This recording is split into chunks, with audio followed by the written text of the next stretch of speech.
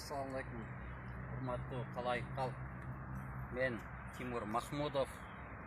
Бүгін мен қайырлы қылып жатқанның себебі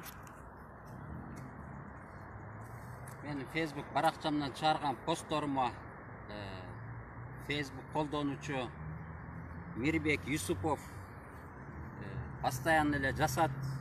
Сен Американ агентисиң, анан сен эл бузарсың, сен чагымчылсың, анысы ас келгенсип.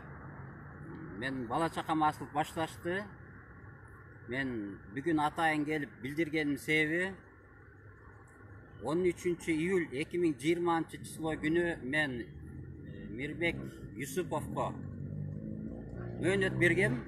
Эгерде мага койгон дооматтарың далилденсе, мен ушул площадьтан келип тизелей кыргыз элинен кечирим сурай алам депчи. Ошого байланыштуу бүгүн мен атайын келип бул жерден билдирүүмдүн себеби мынакей урматтуу президентке да кайрылып кетет элем. Мен бүгүнкүгө чейин Кыргызстанда төрөлүп, Кыргызстанда жашап, Кыргызстандын, кыргыз элинин кызыкчылыгына каршы бир нерсе жасаган эмесмин. Арпа жайлоонунда Экинчиси, мынакей өзүңөргө белгилүү Тимур байке утуп берген. Кыш учурундагы логистика индустриялык борбор боюнча мынакей бул токтом берилген жерлер бүт баары булар жокко чыкты. Эми ортого замандашка тиешелүү лист деген компания 70 гектар жер 2015 жылы алган экен. Бул боюнча логистиканын митингинде деле ал учурларды да мисалы мен уккан эмесмин. Ошондой эле ат баш эл да уккан эмес, Кыргызстан эл да уккан эмес болчу. Бул боюнча мен жогорку прокуратурага Ибраев Дайрагүл активист менен чогуу арыз менен кайрылып, бүгүнкү күнгө чейин жыйынтыгы жок. Сизге кайрылып аткан урматтуу президент, сиз коррупция менен күрөшөм дегениңизге ишенип, азыркы күндө мен Элет Көйгөй коомдук бирикмесинин менен чогуу иш алып барып жатам. Дагы бир аз кичине болсо дагы сизге ишенич бар. Бул 2015 жылы берилиптир замандашка тиешелүү лист деген компанияга. Ошол эле булардын кура тургандары деле жанагы эле эт комбинат тапкандары, ошол эле гостиница, дагы бөлөк эле нерселери жок. Көрсөткөндөр ушулар эле.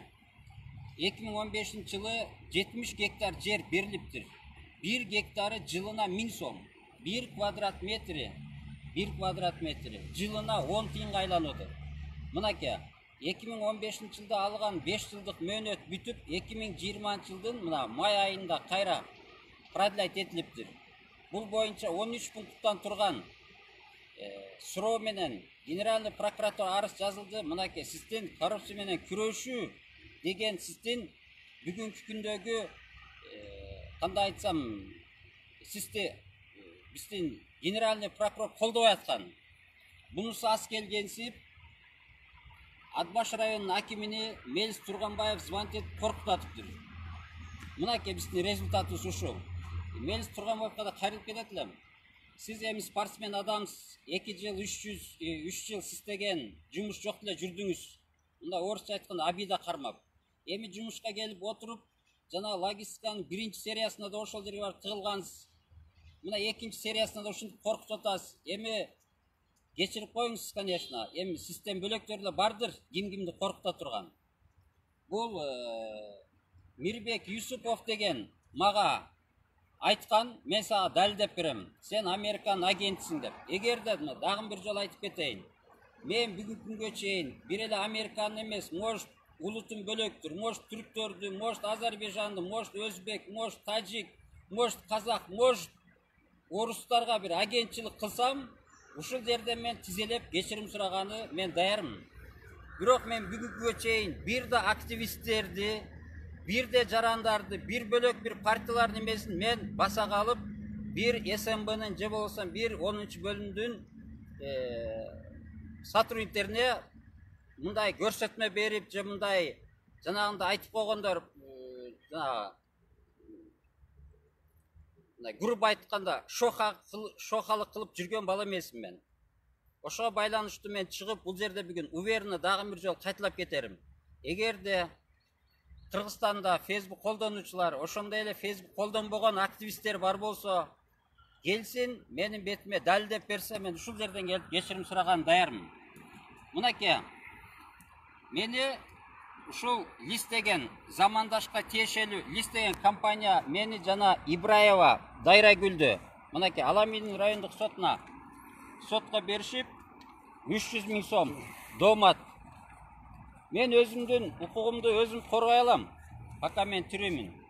Бирок бул жерде мен Сооронбай Шарипович сизге кайрылып аткан себеби 10 тыйын менен кантип өлкөнү өнүктүрсө болот. Тим более булар айтып атышат, биз каалаган кишиге арендага беребиз деп.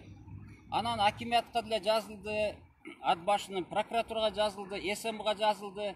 Анан биздин жазган арыздар каралбаса, анан эл азыр тим более өзүңүз көрүп атасыз, кандай гана сөздөр сиздин мындай сизге на ваш адрес кандай гана сөздөр айтылбайт. Аны угуп атасыз, урматтуу президент. Эми кичине болсо дагы мына кеске ишенген элдер бар экен.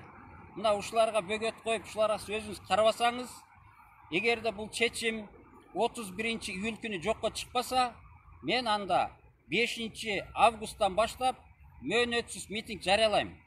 Ат башыдан башталат, Генеральный прокуратуранын алдында башталат, кишилер болот, и площадьта дагы мөөнөтсүз митинг башталат. Буну эмнеге мен айтып атканымдын себеби, мен буга чейин замандаштын азыркы төрагасы Жеңиш Молдохматовго сүйлөшкөм телефондо. Койгула, мындай мыйзамчылыкка барбагыла, Жеңиш, сен өзүң айтып атпадың белең телевизорго чыгып, тойдуңар го деп. Кой Жеңиш, андайга барба, сыйменле бол. Мен алдынан өтүп жакшынакай айтып коеюн десем, Жеңиш мага мындай сөз айтып атат. Мен билем дейт, сен ат башчылыктарга туз чалатам деп айткансың деп. Эми ушул айткан сөзүнү замандаштын бүгүнкү лидери далилдеп берсин. Бирок мен 1 августтан баштап ушул Жеңиш Молдохматов менен сүйлөшкөн сөздөрдү, Актал айыл өкмөтү менен сүйлөшкөн сөздөрдү, булардын баарын мен бир эле ат башы группасына эмес, бүт Кыргызстан боюнча WhatsApp группаларга бүт баарына таратам. Мынакей мен сиздерге бүгүн айтып коерум. Мирбек Юсуповго келсек, мен келдим. Эгерде бүгүн бир маалыматың бар болсо, кана мен сени күттүм. Рахат Акматов айткан болчу Мирбек сага. Эгерде сен далилдесең, мен юбкамды алып барып Тимурга кийгизем. Эгерде далилдей албай калсаң, юбканы сага кийгизем деп. Мына Рахат Акматов юбкасын алып келди. Мынакей Мирбек Юсупов, мына могул юбка сенин аманатың. Эми Мирбек Юсуповдун ата энеси, классташтары, жанында жүргөндөрү, мынакей эми ошол сөзүнө жооп берсин. Бул жерде мен эгерде бир мыйзам бузууга барган болсом, ушул бала айтып берсин, эми далилдеп берсин. Мен бир эле бүгүн менен чектелбей, ушул балага дагы 5 күн убакыт бере алам. Дагы бир жолу. Дагы 5 күн ичинде Мирбек Юсупов далилдей албасаң, ушул юбка Рахат Акматов болот. Ушул юбканы сенин аманатың болот. Келип алып кеткин. Көңүл буруп койгонуңуздарга чоң рахмат.